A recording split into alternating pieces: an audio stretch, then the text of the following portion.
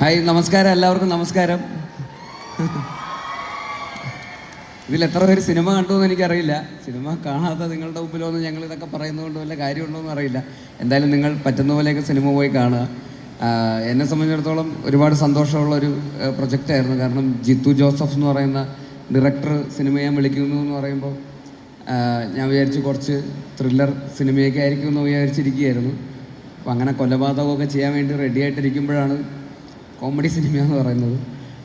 അപ്പോൾ അദ്ദേഹത്തിനും അങ്ങനെ ഒരു ബ്രേക്ക് ആവശ്യമായിരുന്നു. കാരണം സ്ഥിരമായിട്ട് കൊല ചെയ്ത് ഇനി ശരിക്കും ആരെങ്കിലും കൊല്ലുമോ എന്ന് പേടിച്ചിട്ടാന്ന് തോന്നുന്നു ഒരു കോമഡി സിനിമ ചെയ്തേക്കാം എന്ന് വിചാരിച്ച് വന്നത്. പക്ഷേ ഈ സിനിമയിലും ഉണ്ടായിരുന്നു ഡെഡ് ബോഡി ഇല്ലാതെ ജിത്തു ചേട്ടന് സിനിമ ചെയ്യാൻ പറ്റാത്ത ഒരവസ്ഥയായി. അപ്പോൾ എന്തായാലും ഭയങ്കര സന്തോഷമായിരുന്നു ഇത്. ഞങ്ങൾക്കും അഭിനയിക്കുമ്പോഴും അങ്ങനെ കുറേ ഇത്രയും സീനിയേഴ്സായിട്ടുള്ള ആക്ടേഴ്സിൻ്റെ കൂടെ ഞാനും ഇത്രയും പേരുടെ ഒരുമിച്ച് ആദ്യമായിട്ടാണ് അഭിനയിക്കുന്നത്. സിദ്ദിഖൊക്കെ ഉണ്ട്, മനോജേട്ടനുണ്ട്, ബൈജു ചേട്ടനുണ്ട്, സൈജു ചേട്ടനുണ്ട്, അജു ചേട്ടനുണ്ട്, ബിനു ചേട്ടനുണ്ട്, പിന്നെ അൽത്താഫുണ്ട്, ഗ്രേസ് ഉണ്ട്. അങ്ങനെ കുറേ ആക്ടേഴ്സുള്ള സിനിമയാണ്. അപ്പോൾ ഇത്രയും ആൾക്കാരുടെ കൂടെ ഒരുമിച്ച് അഭിനയിക്കുന്നത് എനിക്കും ഭയങ്കര എക്സൈറ്റിംഗ് ആയിട്ടുള്ളൊരു പ്രോസസ്സായിരുന്നു. പിന്നെ ഹ്യൂമർ സിനിമ ചെയ്യുന്നത് അതിൻ്റേതായിട്ടുള്ളൊരു ടെൻഷൻ നമുക്കും ഉണ്ട്. അത് കൂടി പോവോ കുറഞ്ഞു പോവോ, ആൾക്കാരെ ചിരിപ്പിക്കുക എന്ന് പറയുന്നത് കുറച്ച് ട്രിക്കിയാണ്. പക്ഷേ എന്തായാലും ആൾക്കാർ ചിരിക്കുന്നത് കാണുമ്പോൾ നമുക്ക് ഒരുപാട് സന്തോഷം. നമ്മൾ ചെയ്തത് ആൾക്കാർക്ക് വർക്കൗട്ട് ആവുന്നുണ്ട് എന്നറിയുന്നതിൽ ഒരുപാട് സന്തോഷം. എല്ലായിടത്തും നല്ല അഭിപ്രായങ്ങളാണ് വരുന്നത്. ആൾക്കാർക്ക് ഇഷ്ടപ്പെടുന്നുണ്ട്. ഹൗസ്ഫുള്ളായിട്ട് സിനിമ എല്ലായിടത്തും കേരളത്തിലുടനീളം ഇപ്പോൾ ഓടിക്കൊണ്ടിരിക്കുന്നു. അപ്പോൾ നിങ്ങളും കാണാത്തവരെല്ലാവരും പോയി സിനിമ കാണുക. അപ്പോൾ ഈ സിനിമയുടെ വിജയത്തിൻ്റെ ഭാഗമായ ഇങ്ങനൊരു അവസരം തന്ന ജിത്തു ചേട്ടനും റൈറ്റർ കൃഷ്ണകുമാറേട്ടനും മറ്റ് കോ ആക്ടേഴ്സിനോടും പിന്നെ ടെക്നിക്കൽ ക്രൂ ഇവിടെ ഇരിക്കുന്ന സതീഷ് ചേട്ടനും ആർട്ട് ഡയറക്ടറും മ്യൂസിക് ഡയറക്ടറുണ്ട്, JK ഉണ്ട്, വിഷ്ണു ഉണ്ട്, എഡിറ്ററുണ്ട്, പിന്നെ അതുപോലെ ലിൻ്റെ ചേച്ചിയുണ്ട്. അതുപോലുള്ള എല്ലാ ക്രൂവിനോടുള്ള നന്ദി അറിയിക്കുന്നു. സിനിമ കണ്ട് വിജയിപ്പിച്ച നിങ്ങളിലുള്ളവരോടുള്ള നന്ദി അറിയിക്കുന്നു. ഫോറം മാളിനോടുള്ള നന്ദി അറിയിക്കുന്നു. ഒരിക്കൽ കൂടി താങ്ക് യു സോ മച്ച്. ഇതുപോലെ ഇനിയും അടുത്ത സിനിമ ഇറങ്ങുമ്പോഴും നിങ്ങൾ വരും, കാണും എന്ന് വിശ്വസിക്കുന്നു. എല്ലാവർക്കും ഒരിക്കൽ കൂടി നന്ദി. Thank you. അടുത്തതായി സൈജു ചേട്ടനെ ഗ്രേസ് ആണോ? ഓക്കെ. അടുത്തതായി ഗ്രേസ് ആൻ്റണിയെ സ്റ്റേജിലേക്ക് ക്ഷണിക്കുന്നു. Good evening everyone. നിങ്ങളുടെ എല്ലാ തിരക്കിൻ്റെ ഇടയിലും കുറച്ച് നേരം ഞങ്ങളെ കാണാൻ വേണ്ടി ഇവിടെ വന്നതിൽ ഒരുപാട് സന്തോഷം. താങ്ക്സ്. ഞാനും ആദ്യമായിട്ടാണ് ജിത്തു സാറിൻ്റെ കൂടെ വർക്ക് ചെയ്യുന്നത്. ബേസിൽ പറഞ്ഞ അതേ ഒരു എക്സ്പെക്റ്റേഷനിൽ തന്നെയാണ് ഞാനും ഈ സിനിമയെ ആദ്യം അപ്രോച്ച് ചെയ്തത്, ത്രില്ലർ ആയിരിക്കും എന്ന്. പക്ഷെ പിന്നെയാണ് മനസ്സിലായത് കോമഡി മൂവി ആണെന്ന്. ഒരുപാട് സന്തോഷമുണ്ട്.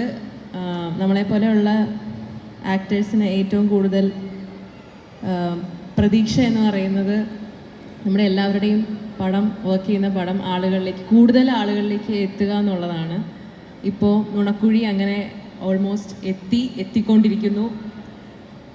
അതിലൊരുപാട് സന്തോഷമുണ്ട്. പടം കാണാത്തവരെല്ലാവരും പോയി കാണുക.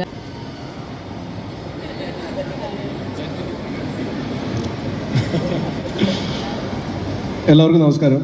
ഏറ്റവും ആദ്യം എല്ലാവരോടും നന്ദി പറയുന്നു. ഞങ്ങളുടെ ഈ സക്സസ് മീറ്റിൽ നിങ്ങൾ ഞങ്ങളുടെ ഒപ്പം തന്നെ പങ്കെടുക്കാൻ കാണിച്ച സന്മനസ്സിന് നന്ദി. Good evening. ആദ്യമായിട്ട് എനിക്കൊരു നന്ദി പറയാനുള്ളത് ഈ നുണക്കുഴി എന്ന് പറയുന്ന സിനിമയെ ഇതുപോലെ ഒരു വിജയമാക്കി തീർത്ത, ഇതുപോലെ സ്വീകരിച്ച മലയാളി പ്രേക്ഷകർക്കാണ്.